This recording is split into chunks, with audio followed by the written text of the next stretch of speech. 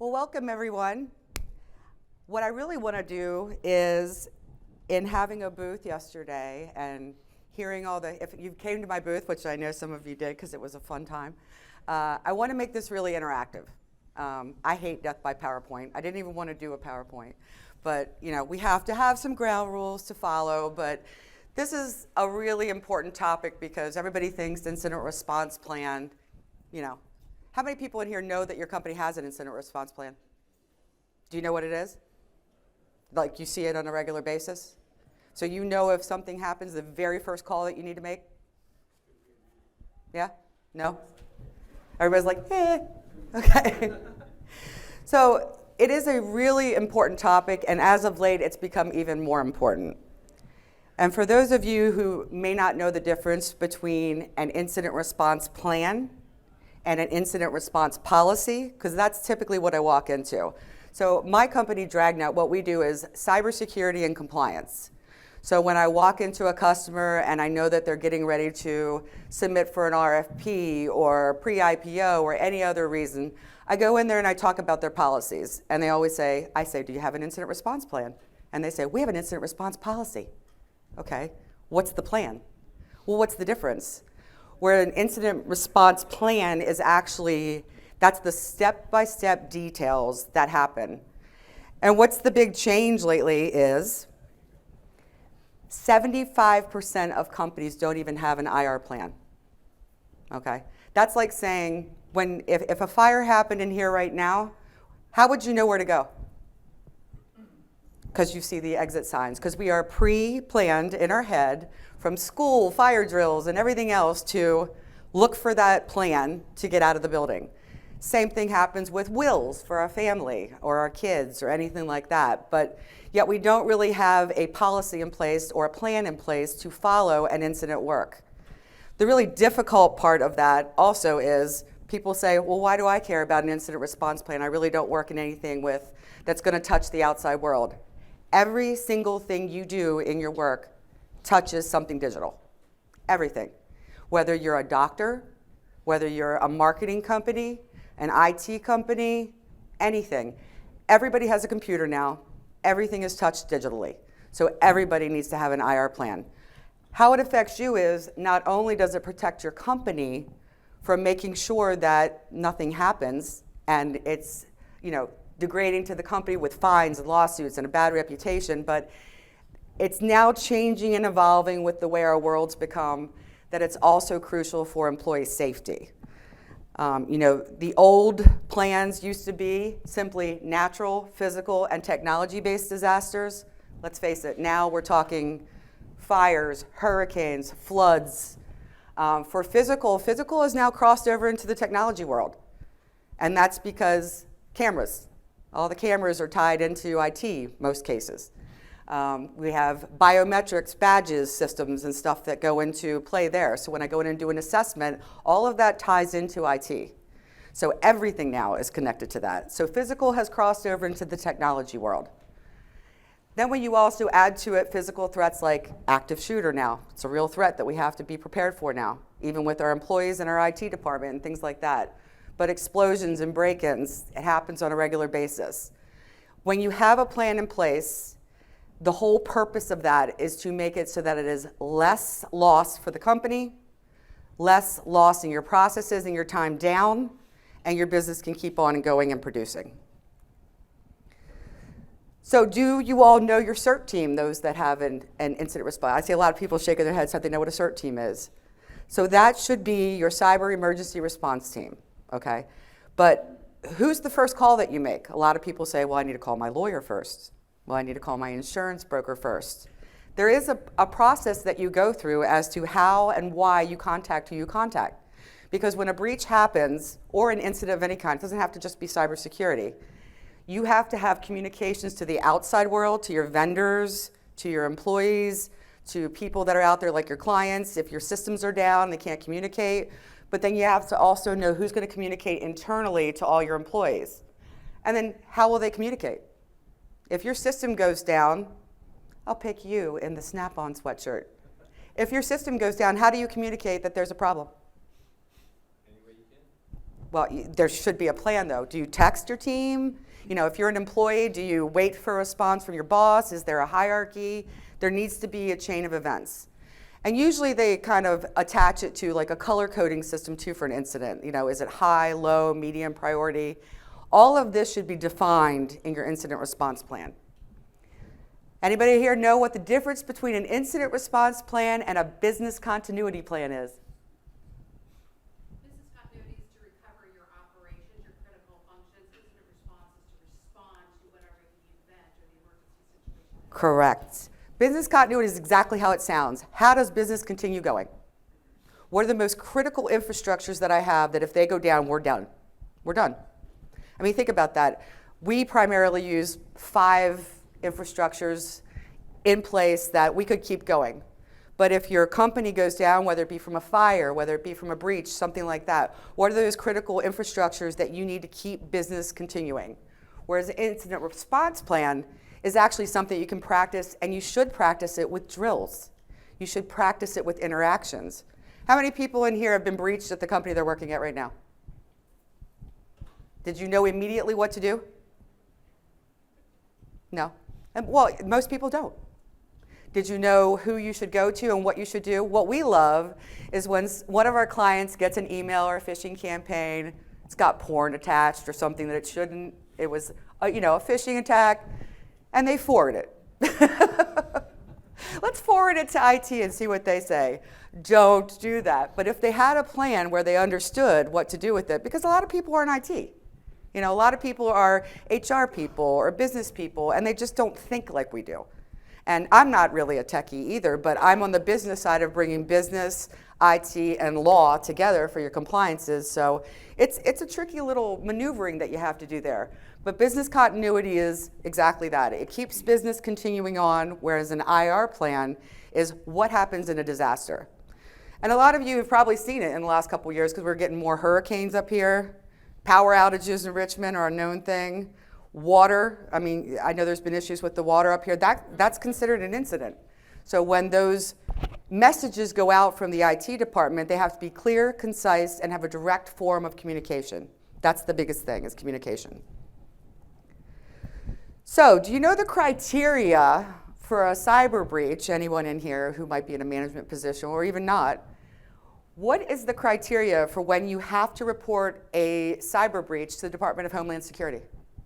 Anybody know? And it's any industry.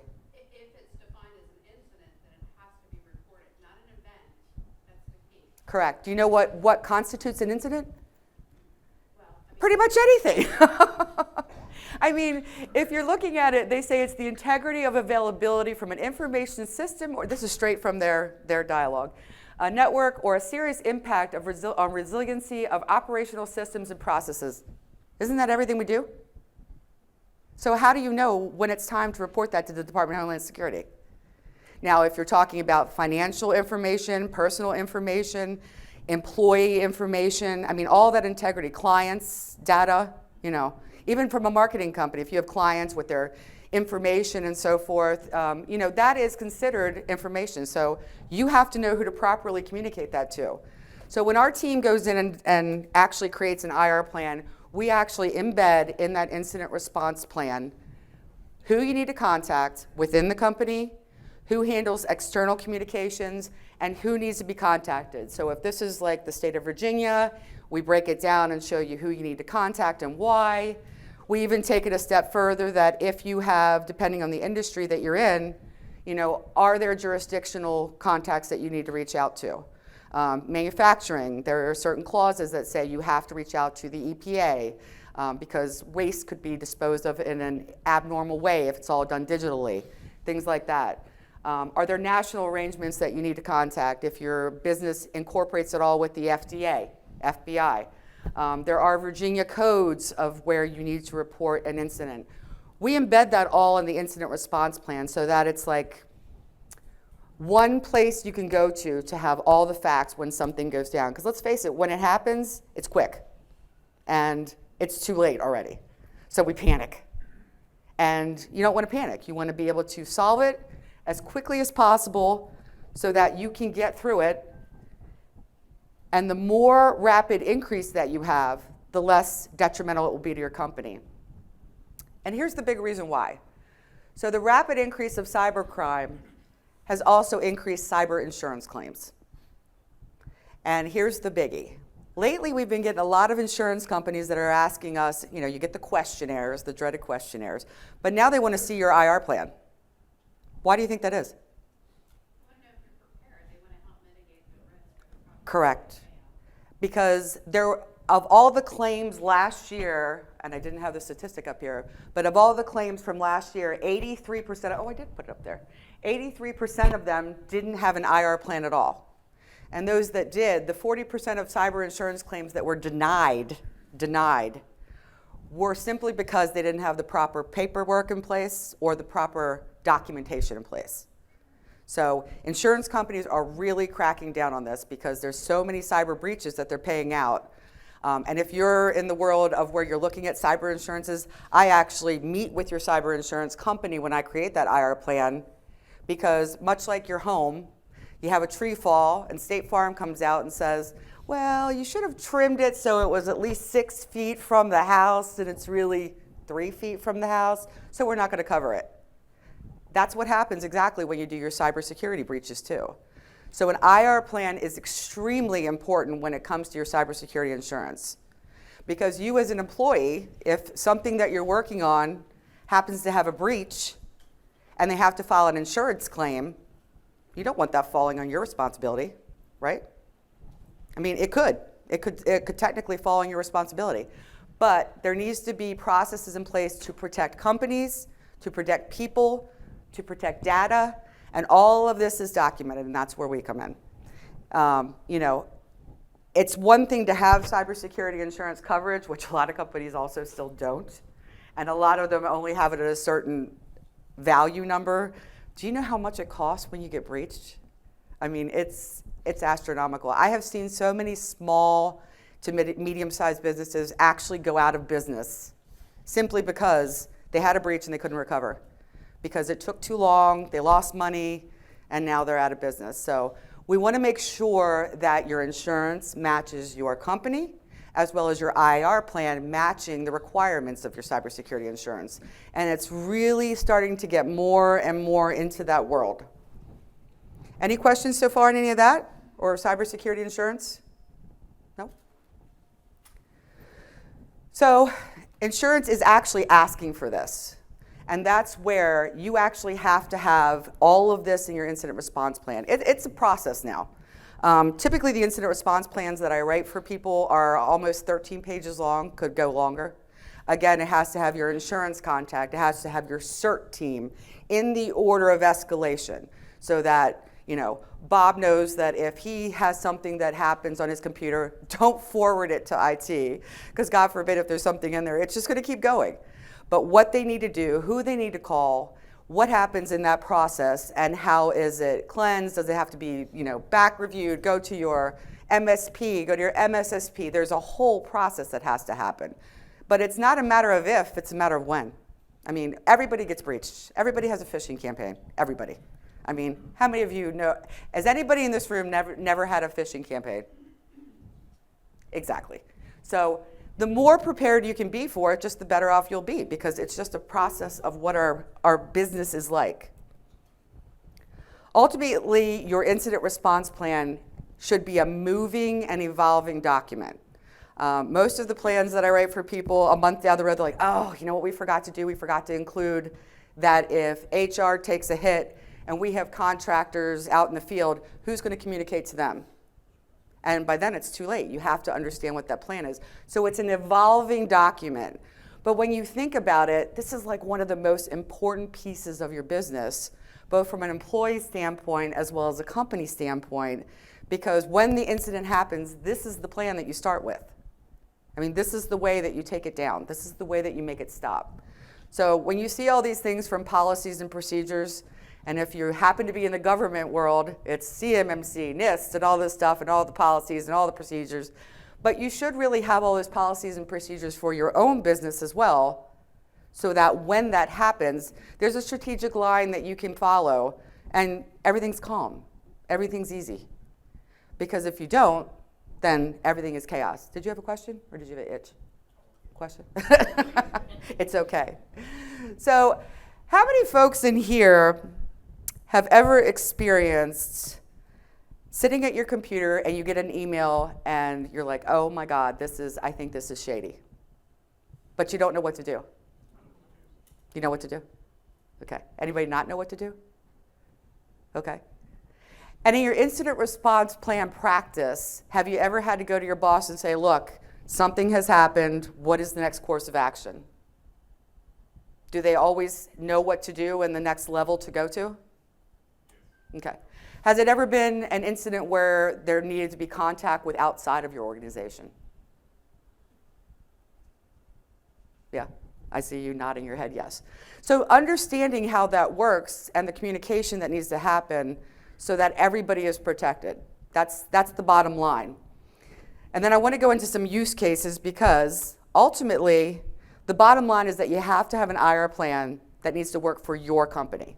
So every industry is different. So for instance, a manufacturing company, what they may need to do is have a plan where all the machines are shut down so nothing can be made, so nothing can be made in a different way. A lot of customers might produce something that does work on for a government, whether it's a piece for a helicopter or it's a piece for a desk or something like that. Every single IR plan has to match the industry that you work in. So when you are developing these, it's important to know. That's why I said the IR plan should really be, put together with your team, but with an outside source like a program manager. And the reason that I say that is because we think of the legalities from a compliance standpoint. So for instance, if you do need to be NIST compliant, one of the things in there is policies and procedures around an IR plan. So that is a good selling tool for your organization. Much like the insurance companies are asking for it now, if you're a small to mid-sized business, they're getting wiped out now with breaches.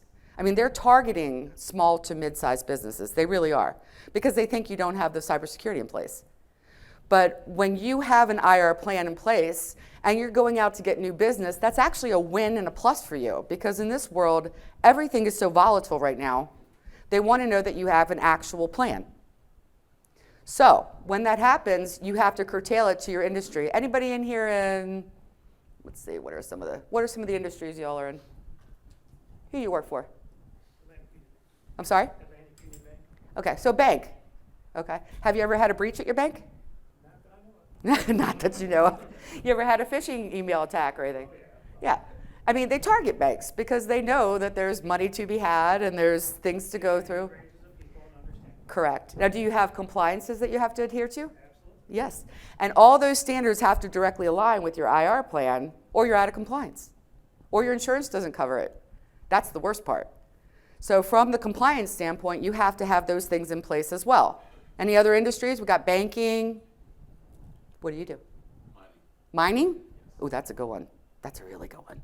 So all of your breathing apparatuses, everything are typically connected, in the actual mining. All of your equipment and stuff are probably all connected digitally. Yes. Yes. So if something happens anywhere, how does that process happen with an incident response plan? The plant manager reported up and it goes out from there. But you know a structured process that happens so that everybody's protected, the company is protected, and things like that happen. Very good, very good. Any other industries that are unique? Small nonprofit. Okay, nonprofits are a good one too, because again, they know you don't have a lot of money, but they know you have a lot of information, because typically people pay with credit cards, so they want to target you. What are you doing in that instance to do a better IR incident response plan for that? Anything in particular? We do business process mapping, and then we base that on what would happen, so that we can maintain a lot of service. That's exactly what I wanted to get to. So incidents don't necessarily have to just be, I'm a firm believer that what happens doesn't make you who you are. How you rise when you fall does. Incidents are going to happen, but what you learn from them is really critical, because that allows you to adjust. That allows you to make plans.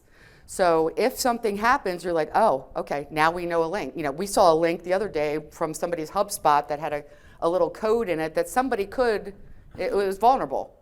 I mean, those are the way that you find things. So incidents are not necessarily all bad. I mean, they're not great, but we learn from them. So the really important part of an incident response plan is taking that information after something happens, learning from it, creating like, we even develop like checklists that they can go through so that it doesn't happen again, and what can we do to improve? You can't fix what you don't know. It's like a pen test, which half of these people, and probably 80% of these people in here are pen testers. So you can't know what you can't see. So when an incident happens, the most important part from that is at the end of it to learn from it. And that's where I said these have to be, they're free moving. They're, you know, they always have to be moving. They always have to be growing. They always have to be changing. So that's where the important part comes into. After an incident, you have to stop, step back, look at how it happened, communicate with the right teams to determine how this happened, and then what we can do to be better in the future. Any questions on that as far as post-incident response or anything like that? I got a question. Sure. So, how large should your plan be? Because if it's, like 200 pages, nobody gonna. Well, that's where I said it's very industry related. So, you know, I've had customers that are in the nuclear business, you know, nuclear industry, mining. Mining has a lot of compliances that they have to meet with. It depends on what your industry. What is your industry? Government. Government? But the reason for my question, if it's intended for the user to read it, I mean, it cannot be like 50 pages. Correct. I mean, Usually when we go in and we develop an IR plan, we create a CERT graph. And what that means is somebody could actually stick it on their desk, and as something happens, they know, and we use the international color coding system, like what is it for active shooter, what is it for a breach attack, color coding systems, but you can have that on their desk as well. But in that particular interest, you want to make sure that it is matching your industry, because some things are more urgent than others. You know, banking, it is money, it's critical, but it's not life-changing. Whereas something like mining, if the air ventilation system goes down or something, that is life-changing. So it is curtailed. That's why it's IR plans are so important now, especially with all the breaches, not just for insurance companies, but for your own company as well, because you have to make it for your industry. If you're in government, I do a lot of government, we curtail it to your compliance. So for instance, if it's CMMC, all the domain controls we directly align with your IR plan in that order, and your policies and procedures too. It's also good from an auditing standpoint because you have to have it. So if you directly align it with your industry, it makes it a lot easier for you. And that's actually something that we specialize in. You have to make it simple. I mean, you got to keep it stupid simple, simple stupid, whatever one you choose, the KISS method. But that's a very good question. But they're all unique to an industry. Manufacturing, it could be OSHA, you know, it could be anything. HIPAA is another one. I mean, you know, you may not be in the medical industry, but certain information that you have could be for HIPAA, could be for OSHA, could be anything. We have companies that move, you know, people in the military. They have a lot of data. I mean, anybody could breach them and capture all the information on their families. So you have to align that incident response plan directly to what you do. And that's why it's important to, and I know everybody's in here is like outside sources, da da da. But a program manager understands that process. You have to interview the team leads and say, okay, you know, what's the last breach that you had or the last incident that you had? Let's focus on this is the plan for them, this is the plan for them. And it could be, you know, very different. But the CERT chart that we create would probably be most helpful for people to, like you said, no one's going to carry around an incident response plan. I guarantee you if I ask everybody in this room, what is your incident response plan? Like, who's your insurance carrier? They have no idea. But somebody needs to be that point person to know that so that they could make those proper communications when you're talking about calling. You know, you do have to, you're supposed to notify DHS, you're supposed to do this, and if you're in banking, FDIC, all that stuff like that, that should all be in your incident response plan so that you could grab it, you can look at it, and you can go through the process. Because in that moment, it's absolute chaos. Any other questions around an IR plan? Anybody in here ever write an IR plan? Yeah? Written about 50%. And I mean, what are you seeing that is the thing that surprises you the most from an IR plan? How many times people don't know who to call. Correct. You know, like when I worked with the government, we had it on everybody's desk. They would call me or call somebody else and say, hey, like I don't know what to do. And they're like, okay, look to your left on your desk, right there. So they even post it for them? Oh my God. Yeah. And they still don't get it, right? How many of you have actually had, I'm sorry, did you have a question or? I've had an interesting story as well. How do you kind of deal with sort of the auditability side of all this? So like every time I write the IR plan each year, I try to put in phone numbers, SLAs, and then the C-suite deletes all that for auditability purposes. How do you handle that? Well, legally they're not supposed to. They don't care about that. I know. And you know, this is a gray area too, because if you look up now who develops an IR plan, what does it say most of the time? IT. But yet then finance, C-suite don't want that kind of plan. Well, are they dealing with that stuff on a day-to-day basis? Are they in the trenches? So they don't understand that. So maybe you give them the one without the numbers. Now think about it. I had a customer who, you have to update it on a regular basis because some of the, I mean, how many of you have the same information you had 5 years ago? They don't update them. And when something big happens, I mean, God forbid, like I had a client that was in the federal building that was bombed years ago. And they didn't know who to call. They didn't know how many people they had. They didn't know the IR plan. They didn't know any of this stuff. And for that exact reason, because they didn't want personal cell phones listed there, like that's your main contact. There should be 5 contacts in there that you can, do they know the chain of command? Like, are they calling everybody or is it a chain of command that goes down the chart? Because that's how it's supposed to be. I'm sorry. How about tying it to crisis management? Yes. That is very much what I like to do with them and what our team likes to do. But you have to explain to them, like, you know, it's almost like that theory. Close your eyes and put yourself in the actual position. If this building had a bomb threat right now, what's the infrastructure we need to take care of? How would we be able to communicate with the outside world? How would we be able to communicate to get help? You know, things like that, that you have to actually put in an IR plan. The biggest thing about IR plans is if you don't practice them and you don't do a drill of them, they will never work. Question? You said drill. Is that the same as like a tabletop exercise, or are they 2 different? Kind of. A tabletop exercise you could do with a lot of technologies, like if something goes down, that's a good experience for a tabletop exercise. Like what could we do to keep that up, keep that piece of the business running? That's a great idea. But for drills, I mean, you know, I hate to say it, but active shooter is becoming a really common thing lately. And it's affecting a lot of IT just because everything's digital. So you should have these drills about your IR plan. You should have someone come in. I mean, when we do assessments, I even try to break in doors. I try to go in the back. I try to walk in on people. I mean, that's part of an assessment. But if you want to do drills like that, you need to do drills like that because the only way you learn real world scenarios is to have a real world experience. I'm sorry, I kept ignoring you. What are your thoughts on specific like playbooks? I mean, like active shooter or certain breaches. Do you think it's better to have like one IRP to cover everything, or do you subscribe to like, hey, let's drill down into some real possible?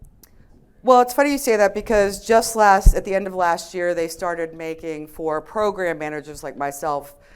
It's not just cybersecurity anymore. Active shooter is a very big part of it, and they want you to have a plan. They want you to actually exercise a drill. And I hate that world crosses over to ours, but it does. But that piece of it, they are kind of, it's all in your IR plan, but there should be a section in there. And that's where it's critical to deal with those emergencies in different states like what we talked about here. Having those different states of what is considered an emergency in your industry, because you are going to need to also contact the right authorities. Because now, you know, it used to be so easy. I mean, not easy, but it used to be a little more simplistic. But now everything is IT. Your phone systems are IT. Heck, cars with chargers are all tied into the companies with, you know, in the IT department. Cameras are IT now. Biometrics, your badging systems, IT is covering it now. So it kind of falls on you for everything. And that's a hard pill to swallow because all of these things are changing in the world, but you need to have a plan for them. You know, what happens if all the power goes out at your headquarters? What do? You're looking at me puzzled, like, what would you do if all your power went out in your office? Backup generator? Everybody have a backup generator? We don't. Do you have a backup generator? You do? I would hope so. Okay. How long you hope so. Did you ever find out? I don't sell generators, sorry. But how long does that generator last? I mean, what happens to your backups?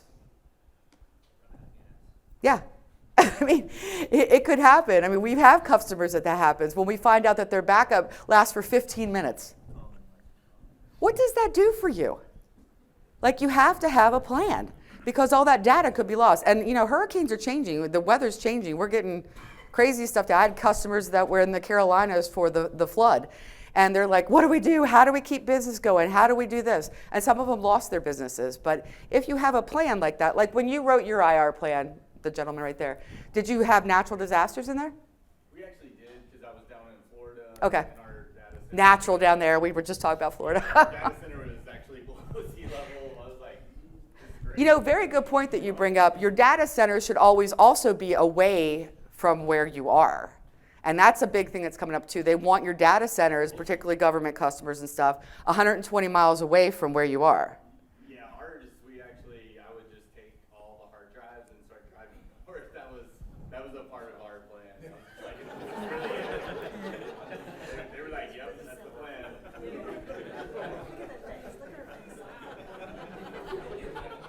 I don't even know. For the first time in my entire life, I think I'm speechless. What happens if you wreck your car? This is a plan when I got there. Okay. Okay, good. Because that's a little scary, you know, and that's exactly the point. Yeah, but literally that's what it said, like, go, and, you know. Yeah, go. And it had a line that's like, above this line. Oh my God. All right, that's a scary analysis, but a good one. But that's the true point. I mean, most people are like, well, we have backup. Okay, well, we go in and we assess and we're like, yeah, it lasts for 15 minutes. Then what do you do? And like you said, do you really want to be the person responsible for taking those discs of your car or whatever it is and driving them to another state? I don't want that responsibility. I mean, that's crazy. But you know what? People still do it. It's the government. People still do it. Every night, there are people that still take a tape and take it somewhere. Like, it's ridiculous. Yeah, well, and then you wonder why the government infrastructure, you know, needs a little love. Social Security, because everything's down in that hole, you know.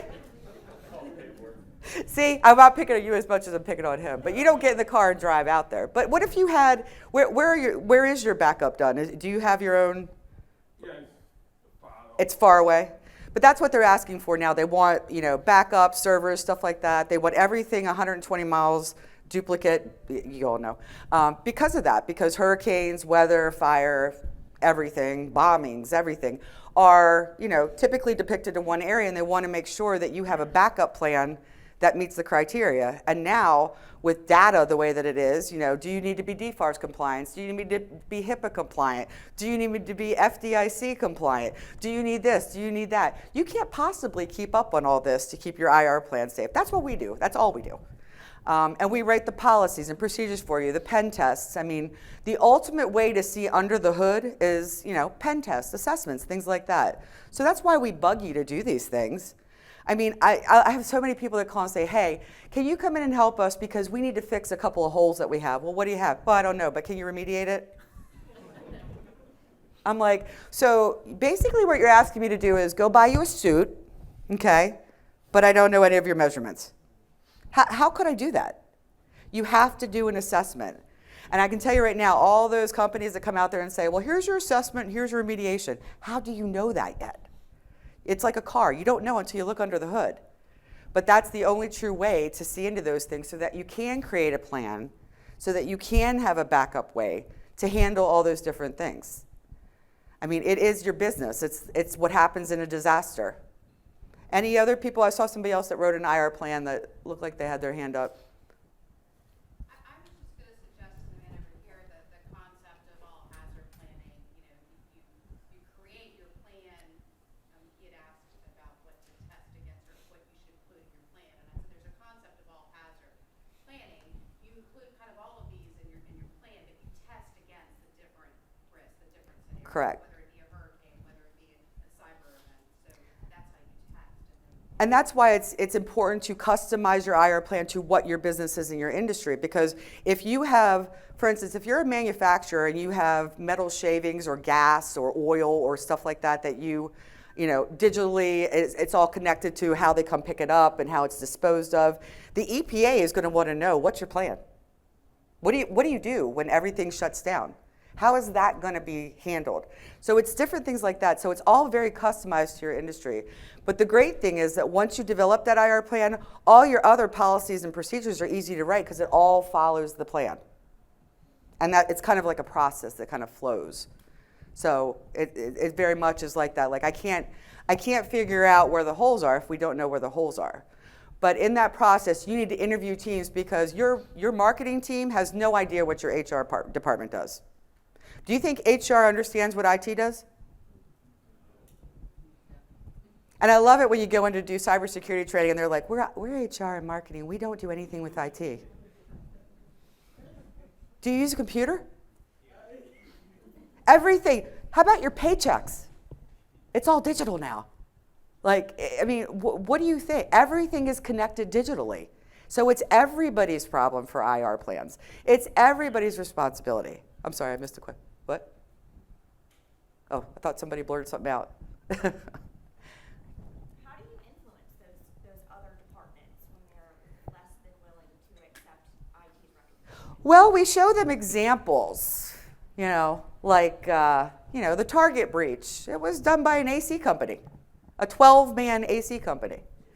You show, I hear it. You show them, you know, the actual stats. I mean, you go across it. The tool that we use actually will show you a company of your exact size and your exact industry, and this is what I love, is what the financial payouts have been from cyber breaches. And that's a real eye-opener. And you'll find that 75% of it is mostly internal things that happen by accident, people, you know, something like that. It's not really malicious. But when you can put those things in place, then it helps. But when you show HR, we don't work a lot with IT. We're not IT. Okay, your payroll is all digital. If somebody hacks it, they could reroute your paychecks to another country. And I have actually seen that happen. You probably have an an LMS system where all their training, all their documents, all their biometrics feed into their LMS system. Again, all digital. I'm sorry? Yes, all your employee records. Accesses. Yes. I mean, they're more with sensitive information than anybody, you know, when you think about it, but they don't realize it. Okay, so I see that little Amazon box popped up while you were on the computer because you're probably shopping. But do you click on that? Well, you know, but it does pop up. Well, okay, that's an example of what we're talking about. You know, letting your kid use your cell phone that's a BYOD environment at your work, and they can access. I mean, it's a real thing. We have to change. Like, we have to plan this, and we can do it. But influencing those groups is really hard. A lot of manufacturing people that don't even have an email. But guess what? They badge in. They're now connected digitally. So you tell them, okay, if something happens in the office or something's missing and we want to do a log and see who's checked in and who's checked out, that's part of IT, you know, that is part of the digital mapping for an IR plan. I had a question about just like availability of the IR plan. So one of the thoughts that we've kind of had before is that have it where it's a desktop button on everyone's desktop. That's brilliant. And then they essentially, you know, we update it on the back end. They never have to worry, is it the right one? But also, you know, should we have a paper copy as well in case there are incidents that take down the network and now you need to go to, okay, now we have to use Signal or something. Correct. Because our Teams or whatever else is, you know. I like that idea, actually, and it should be. A lot of people post it on their intranet as well as in their internal handbooks. Now, it's supposed to be updated every quarter, but I guarantee you can walk around an office and say, do you know what your incident response plan is if something happens today? Do we have one? I mean, literally, do we have one? Like, they need to know that because we're in a world that's not, you know, it's crazy every day. Everything is changing. Everything is changing. But when you're particularly in a company where there's sensitive information, it is even more critical because it could take out your company. But I like the idea of it having it on a desktop, and I like the idea of printing it out. We do like the CERT form. It's like a graph, and it shows you 1, 2, 3. Like this person, chain reaction goes down to this person. Managers push out to project managers. If it's construction, who pushes it out to the field? If it's medical, who pushes it out to the hospital? You know, you have to have all that in your detail. I mean, it's just part of the, sorry. In my other job, they had a paper copy in the safe, just in case. In the safe? Yeah, I am a big fan of having, when I write policies and procedures and IR plans for people, I make a binder, and I also give it to them digitally, naturally. But if the building's burning down and he needs to grab that book, you grab that book. But you know, it's everybody's prerogative. But keep in mind, that's also could have CUI, that could have information proprietary. So, you know, it's all very sensitive. I mean, it's a sensitive subject, but it's an important subject. Any other questions? Comments, concerns? Anybody thinking about writing an IR plan now? Well, it's a big deal. I mean, you know, it sounds so minute, but I hear all these topics and everything about compliances, and number one, you have to have it for compliance. It's not an option. I mean, they're going to ask for it. Insurance companies, I promise you, if you have cybersecurity insurance, they're going to ask you for it this year because they are really cutting down on this. And the reason is people are not doing and we all know like how important IT is and infrastructure is and stuff like that, but they're really, really starting to come down on C-suite people and saying, hey, you got to protect the data, you got to do this, you have to do this. And I think they're starting to get it, but it's always hard asking for the money. But when you can show the impact of it with those impacts that we can share with them, like you said, HR, when you see that, you know, in insurance companies, 75% of their breaches are from internal people making a mistake. So we institute a gamification platform for our phishing that monitors departments by collecting report, and HR is just. Oh, I'm sure. I'm sure. You know, and they're the first ones to, Now, do they train them? Like, do they have to click it and then they get training on it automatically? Yeah, they'll have remedial training. Okay. They'll have an escalation process where they speak to management. And how great does that work? Just curious. Well, it lands up at HR, and HR's like, oh, the VP of HR, well, we're not going to tell our boss that she clicked it. They're the worst. The C-suite is the worst. I apologize if you're C-suite. But they are the worst because they're so busy. They're just going through clicking. Well, we do training and we show people like it could be just a dot.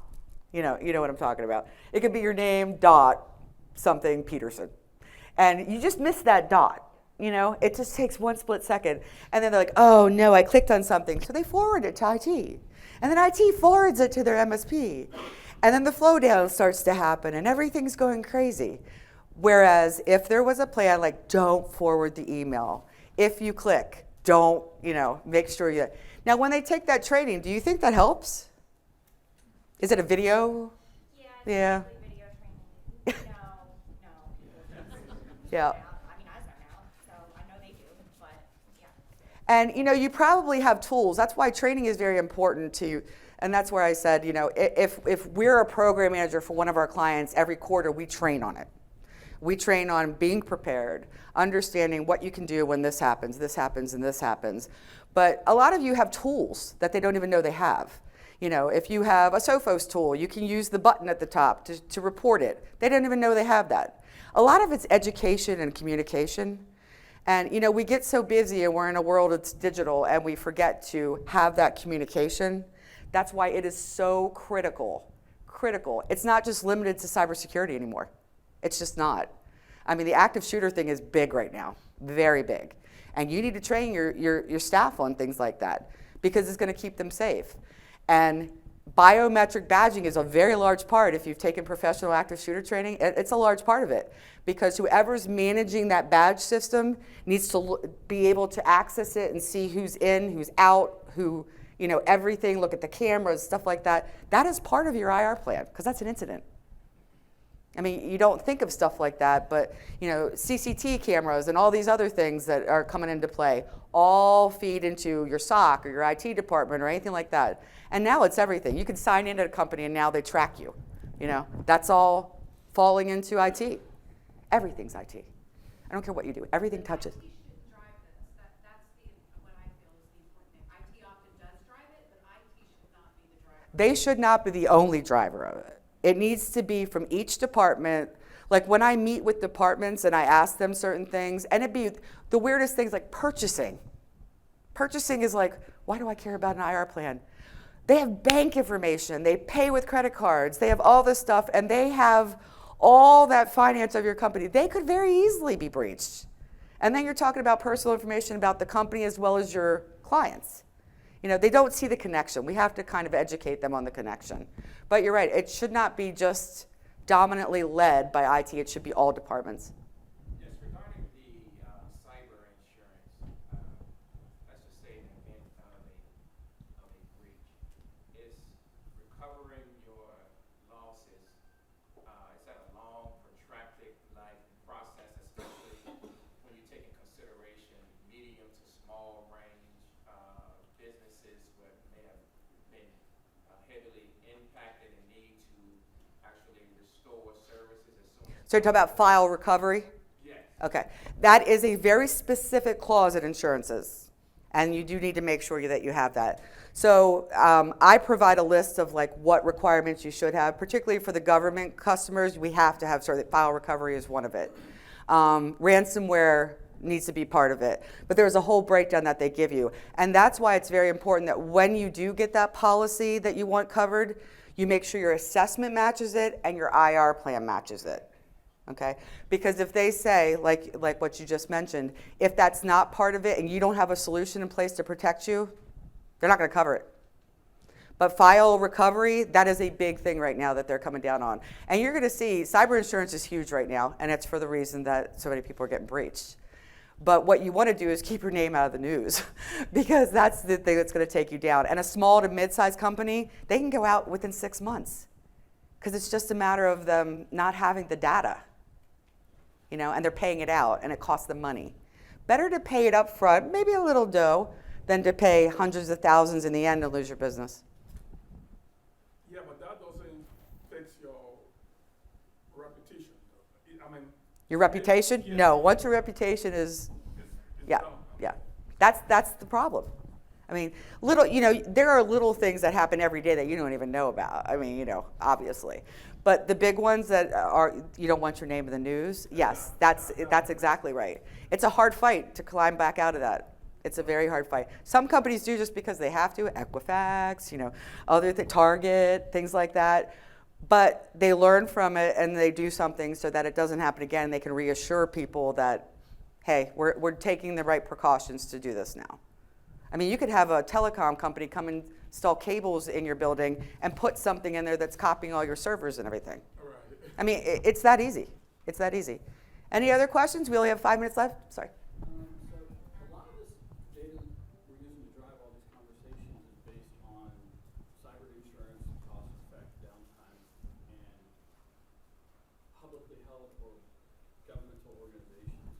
What you're trying to make this argument for a self-insured, privately held entity?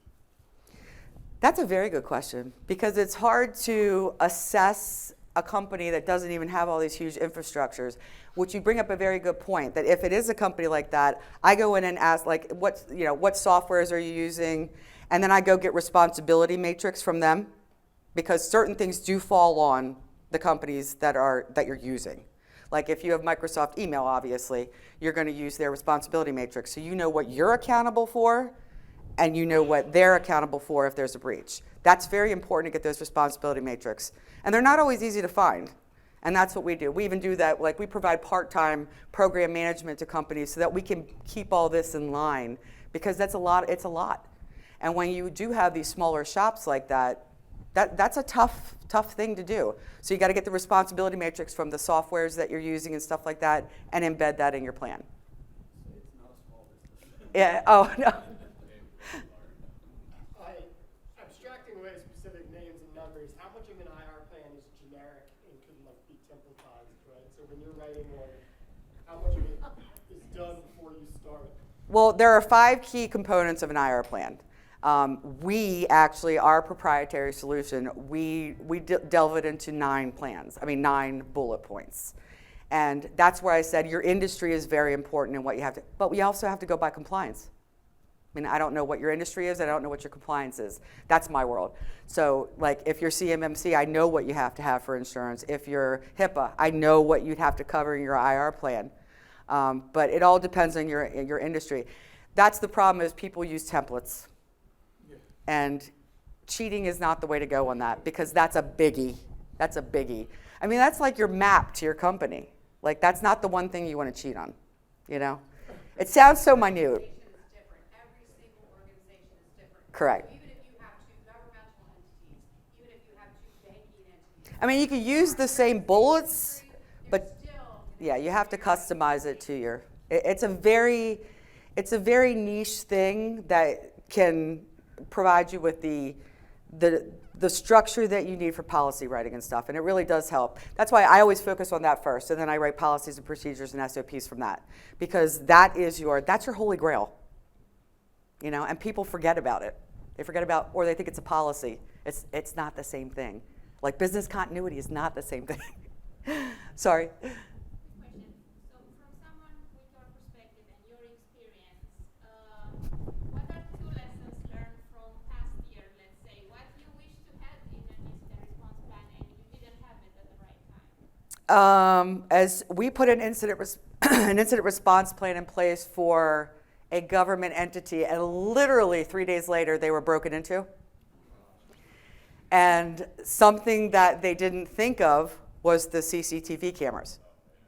And come to find out that if you do work with CUI, and you are a government entity, even though you might be construction or something like that, those cameras can't be pointing at your computer because that's CUI. Like stupid little things like that that you don't think of. So that's why we think of that. You know what I mean? It's like, well, we can't aim the camera at that. It can only be at the door. We can't use the biometrics because that's personal information, but you have to have all that in there. But yes, things like that. That's why break-ins are a very large part now, because they want to be able to have access. And God forbid, if you are government, you have to hold that stuff for 7 years. Like, it's crazy. It's crazy. Who has the bandwidth to save all those videos for 7 years? Or the cost to save them for 7 years? There are ways around it, but yeah. Any other questions? Well, the important thing is that you have one in place. Ooh. And since it feels like you're probably in the worst case scenario here, thank you for interacting with me. You as well. You as well, sir. And the lady in the back who had so much information to give. Thank you. It's just a gadget. But yes, it's very important. It's what? It is the holy grail. What? We just hit time. Oh, I like that though. Okay. Yeah, you could use that for that. But thank you, and thank you for being so interactive, because I hate being a conference speaker. Thank you.